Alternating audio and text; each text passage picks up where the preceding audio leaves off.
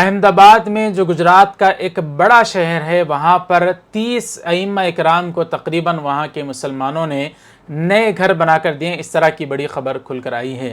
السلام علیکم ورحمۃ اللہ وبرکاتہ۔ ناظرین، استقبال ہے آپ کا ہمارے چینل الہند اسلامک ٹیوب پر۔ گجرات کے احمد آباد سے وہاں کے مسجد کے جو اطراف کی مسجد کے ائمہ اکرام ہیں، ان ائمہ اکرام کو وہاں کے مسلمانوں نے نئے گھر بنا کر چابی ان کے حوالے کیے۔ اس طرح کی خبر کھل کر آئی ہے۔ احمد آباد کے صاحب خیر افراد نے مل کر اپنے 30 اماموں کے لیے ایک عمدہ فلیٹ بنا کر حوالے کر دیا۔ اس کی تصویر بھی شیئر کی ہے۔ یہ مثالی کارنامہ ہے۔ امید ہے کہ ملک کے دوسرے شہروں کے عوام بھی اس پر توجہ دیں گے۔ اس کے علاوہ پونے کے اعظم کیمپس والے اماموں اور علماء کے بچوں کو مفت تعلیم مہیا کراتے ہیں۔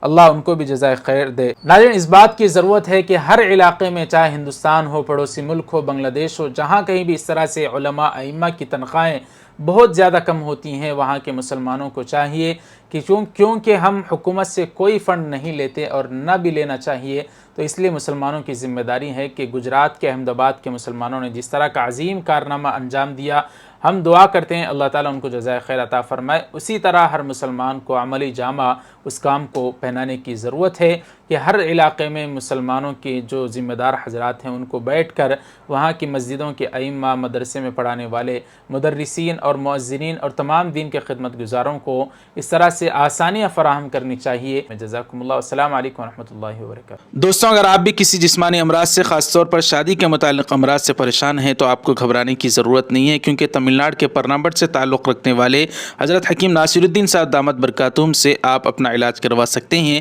جن کے ہاتھ میں اللہ رب العزت نے بہترین شفا عطا فرمائی ہے، جو آپ کے لیے دوا کے ساتھ ساتھ دعا بھی کریں گے۔ پورے ہندوستان میں کہیں بھی گھر بیٹھے اسکرین پر دیے گئے نمبرات پر رابطہ کر کے آپ براہ راست حضرت سے بات کر کے اپنی دوا اپنے ہی گھر پر منگوا سکتے ہیں۔ تو دیر کس بات کی، ابھی سے رابطہ کیجیے۔